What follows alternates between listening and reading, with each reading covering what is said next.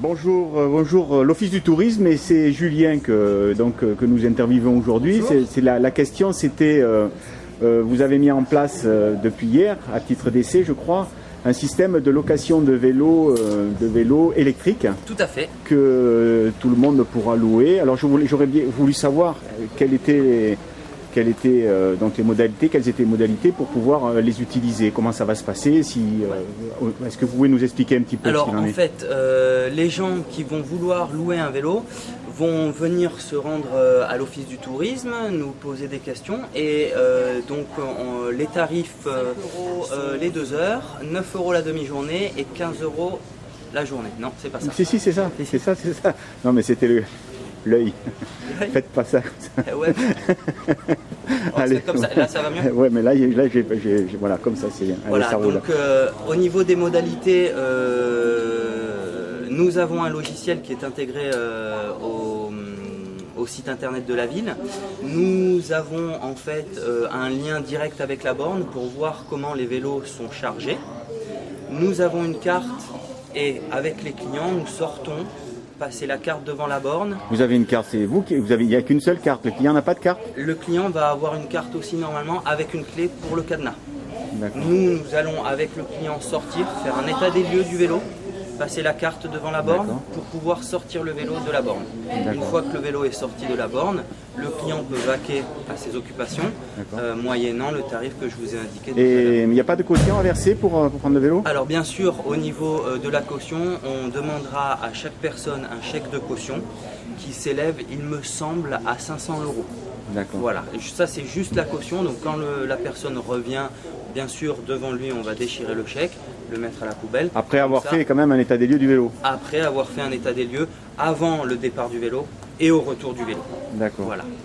Très bien. Eh écoutez, là j'ai vu qu'il y avait un vélo de disponible, il y en aura d'autres. Pour l'instant, un vélo disponible. Les 4 autres vélos devraient arriver courant juin. Pour être utilisés sur toute la saison jusqu'à septembre. C'est un essai jusqu'à septembre. On verra au mois de septembre au niveau des statistiques savoir si on pérennise les vélos, la vélostation, ou alors si on arrête tout. Sachant que ce qui serait bien dans l'avenir, ce serait effectivement d'avoir une vélostation sur Bandol, mais aussi d'évoluer et d'avoir des vélostations peut-être sur les communes de Sud-Sainte-Baume, de façon à ce que les clients et les touristes puissent se balader sur toutes les communes de la Seine-Baume, les 9 communes. Exactement. Et éventuellement, on pourrait laisser un vélo dans une autre commune? Est-ce que c'est possible ça? Pour l'instant, c'est à l'état d'étude. D'accord.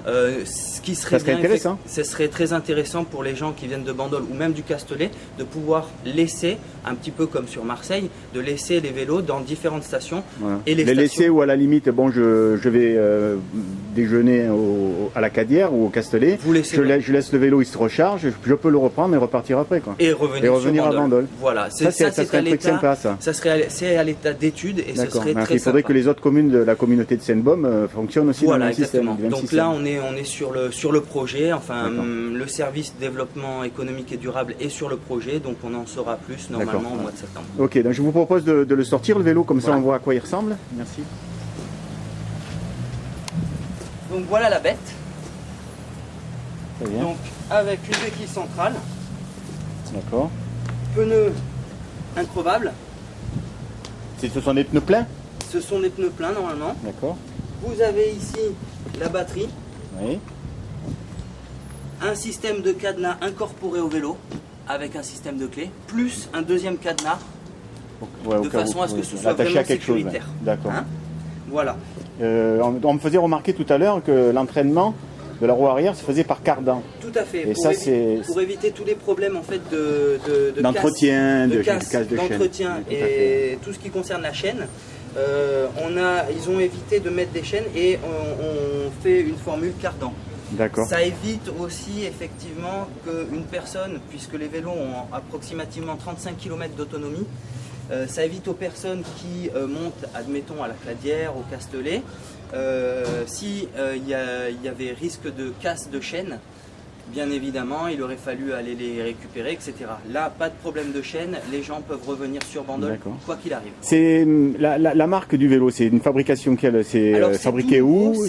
C'est une fabrication française. D'accord, c'est bien, bravo. Et c'est complètement innovateur par rapport à la borne, puisque la borne en elle-même aussi est très innovante, de par le fait de la recharge par induction. Voilà, c'est ce que j'allais vous poser comme question. Il n'y a rien à brancher, là, on arrive avec le vélo. On met le vélo dans la borne, ça se recharge automatiquement. Si vous voulez, on peut y aller de l'autre côté. Et qui vont aller avec qui n'ont pas de bagnole et qui ont des problèmes de... Voilà, donc tout simplement, en arrivant, le vélo dans la borne et le switch. Voilà. Donc après, ça se passe au niveau de cette borne, voilà, avec un badge, d'après ce que j'ai compris hier. Il est chargé, il est vert. Ça veut dire qu'il est en état de prêt à l'emploi. D'accord. Tout simplement. Là, on va pas trop bien voir sur la borne, enfin bon, pour avoir une idée. Vélo électrique en libre service, Clean Energy Planet.